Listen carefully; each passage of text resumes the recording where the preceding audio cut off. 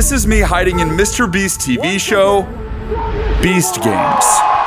ဒီဗီဒီယိုက Beast ရဲ့ show ထဲမှာကျွန်တော်လှုပ်ဝက်ဝင်ပုံနေတာကိုပြထားတာပါ Beast Games ပေါ့ PS ကတမိုင်းတစ်လျှောက်အကြီးဆုံး show တစ်ခုလုပ်မယ်လို့ကြားလိုက်ရချိန်မှာသူမသိအောင်အတွင်းဝင်ပုံလို့ရမလားဆိုပြီးချက်ချင်းစဉ်းစားမိသွားတယ်။ဘာကြောင့်ဒီပတ်စံတွေလှုပ်နေတာလဲ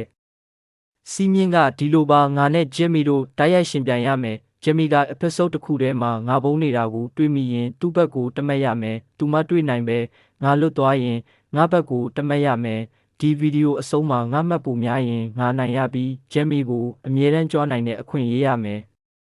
ဒါပေမဲ့ Beast မှတ်ဖို့များရင်သူအနိုင်ရပြီးငါအတွက်အရေးကြီးဆုံးပိုင်ဆိုင်မှုဖြစ်တဲ့ Glory Ball ကိုယူသွားမယ်။ငါ Glory Ball ကိုလိုချင်တဲ့ episode တကူ Las Vegas မှာစတင်ပါတယ်။ဒီ episode ကို$10တန်းနဲ့မြင့်တက်လာတဲ့ stage ပေါ်မှာရိုက်ကူးထားတာပါ။ငါအစီအစဉ်က Beast Games ကိုတယောက်ဖြစ်ပုံဖို့ပါ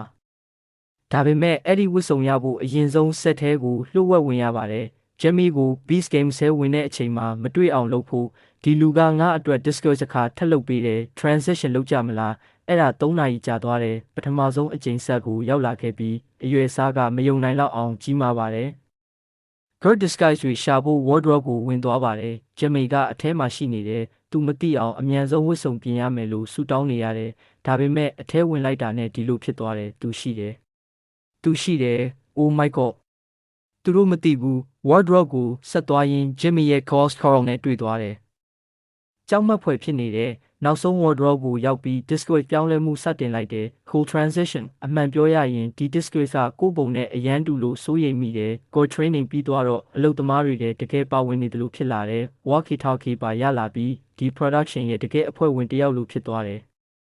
အပူချိန်ကအရန်ပူပြီးတညလုံးဒီလိုရက်နေရတယ်နောက်ဆုံးရိုက်ကူးချိန်ရောက်လာပြီး Jimmy ကငါဒီမှာရှိနေတာလုံးဝမသိသေးဘူး speaker ကိုပြောင်းဆက်ထဲကိုတန်းဝင်သွားမယ်ပြိုင်ပွဲဝင်သူတွေအော်ဟစ်နေတာကြားရတယ် intro မရိုက်ခင်ကင်မရာတွေကောတွေ Jimmy တို့လှည့်လည်စစ်ဆေးနေတယ်ဒါကနောက်ဆုံးတစ်ဆွေးပါသူငါ့ကိုမသိသေးဘူးအရာအလုံးအဆင်ပြေပြီး Jimmy က Beast Game Season 2ရဲ့ intro ကိုရိုက်ကူးဖို့ပြင်ဆင်နေတယ်ဒီတစ်ခါထပ်ပြီး$5တန်းပေါ်မှာရက်နေပါတယ်ဒီ$5တန်းအတွက်ရှင်ပြိုင်မဲ့သူတွေကကမ္ဘာအားအကောင်းဆုံးလူတစ်ယောက်ပါငါရည်ရွယ်ချက်က Jimmy မတွေ့ပဲ screen time အများဆုံးရဖို့ပါ game စီးမြင်တွေကိုရှင်းပြနေချိန်